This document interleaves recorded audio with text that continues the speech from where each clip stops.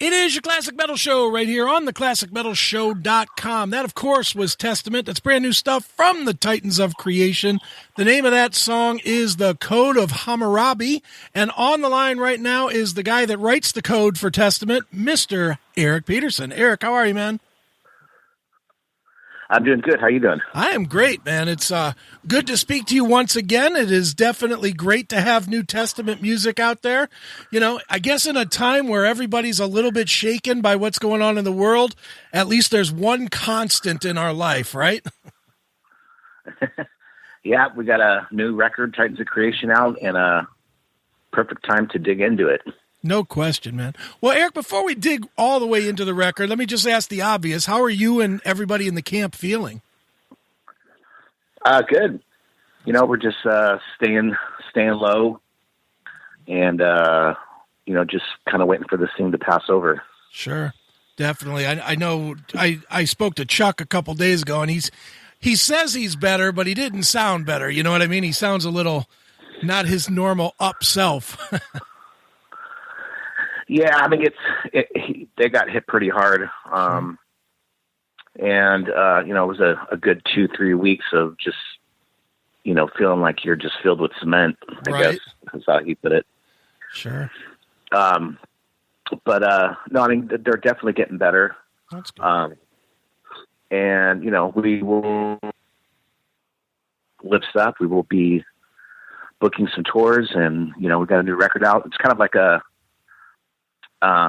instead of doing everything at once, it's kind of in cycles here. So it's maybe the length of this title will be stretched out a bit, as it should be. I mean, some good stuff on here. It's be, get out there and just do it all. Boom, boom, boom, done.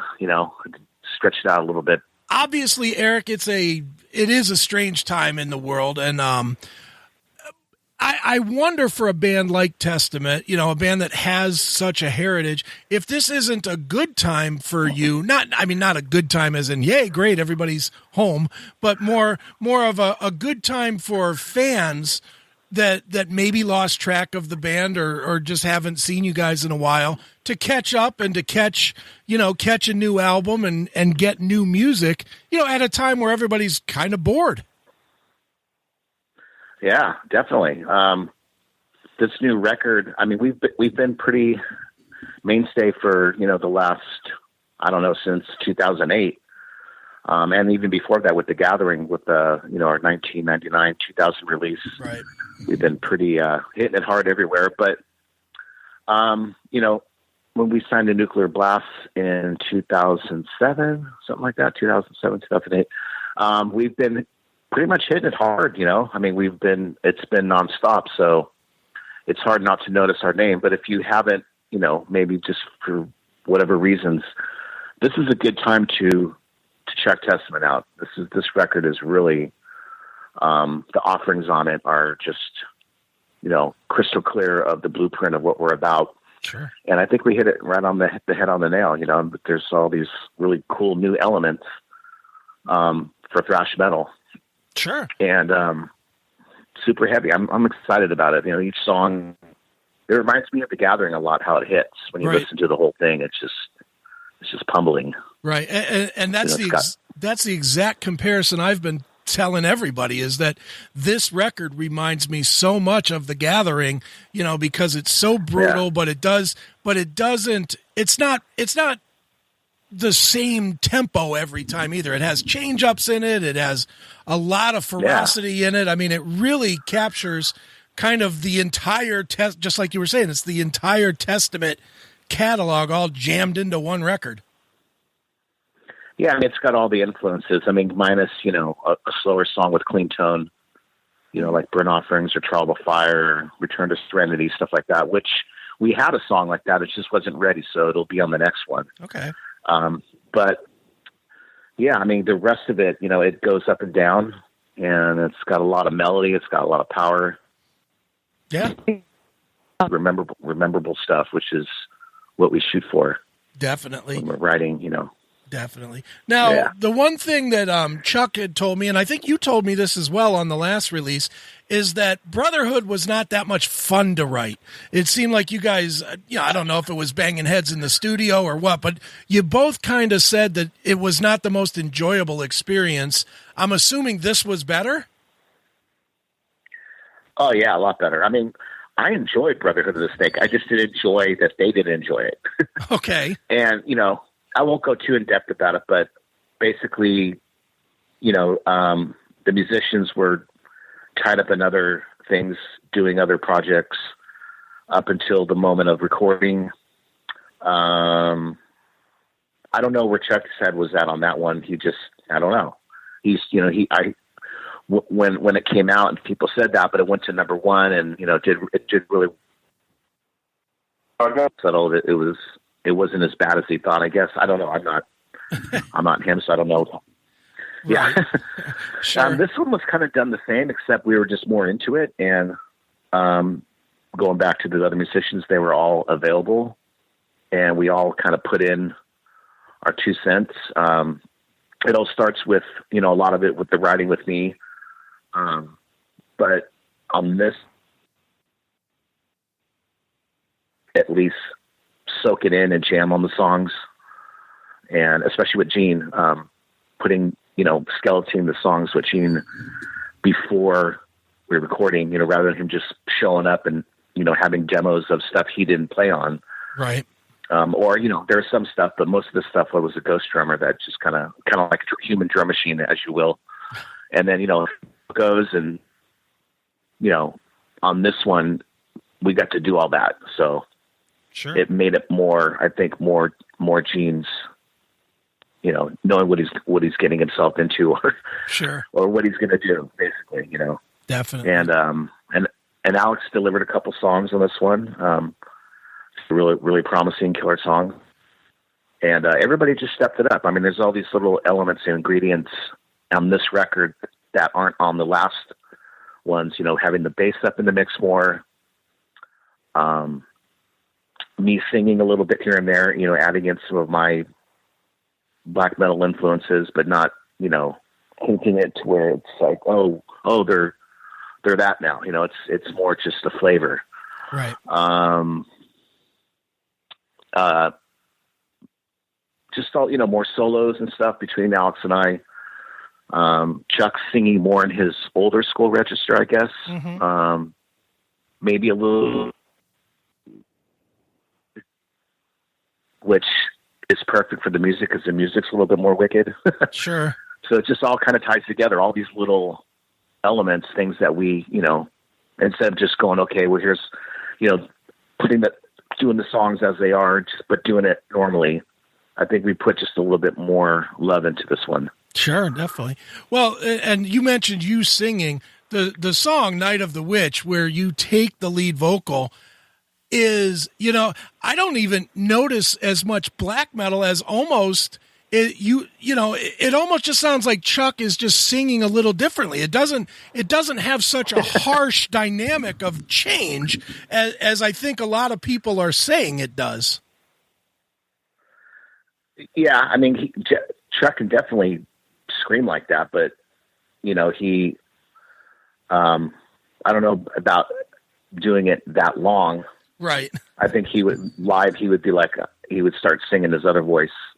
Right. But that's just natural for me. I just sing. That's when I scream or, do my version of heavy metal. That's what comes out. And, Chuck's got his style. So, sure. Yeah, I mean, I remember when it first came out, before people, knew what the credits were or whatnot. They were like, wow, Chuck sounds, really wicked on that part. It's like, I did that. Right. Is that something that you've wanted to bring to Testament, is bring a little more of your vocal and, for lack of a better term, a little more Dragon Lord into Testament? Not really. I mean, it was more of an accident, it's just, I think it was a part that, Chuck didn't sing on, and I was like, oh, there's supposed to be vocals there. And he's like, well, I don't hear anything there. So I think,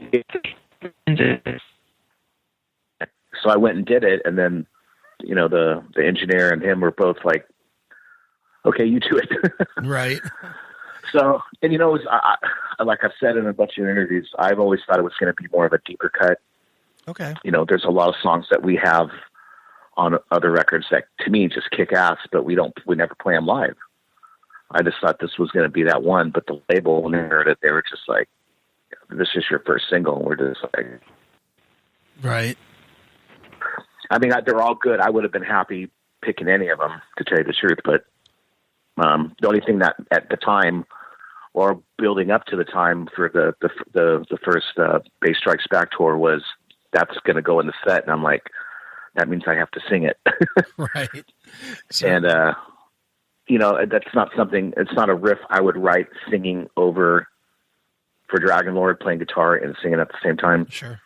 I mean, if I just was a singer, I guess you could sing over anything. Right. But something, that's just kind of, I don't know. It's different for different people. Some people can sing and play guitar. Right. For me, it's kind of hard. So it depends on what you're doing. I hear you. Well, talk about a song that's really super heavy, like the Healers. Who came up with that one? And if nothing else, that song, but the guitar playing is just vicious on that song. Oh wow, thank you. That's that one was written a little bit later. I was thinking more of like the beginning of it, of a Judas Priest riff. It reminds me of something off that they would have done in the mid 80s or something. Okay. It's just got that kind of classic new wave of British heavy kind of right sound, I guess. And then it kicks into, the real fast 32 BPM picking, single string picking stuff. And then it goes into this, I don't want to say White Snake, but this kind of like modern kind of action, what Chuck sings over. It's a really odd song because it could almost be, if the vocals were more death, it would be more something that would be off of Demonic. Right. A record Demonic. Mm-hmm. But Chuck decided to do something more melodic. And at first I was just, because my head was so like, no, I'm picturing something like, like something off Demonic. I'm trying to think of the song. Like Demonic Revival or something? I can't think. No, it's the. Can't think of the song right now. Anyway, there's a pattern that fit over, and passing out in front of Chuck, and he just looked at me real calmly and went, "No, I don't want to do that."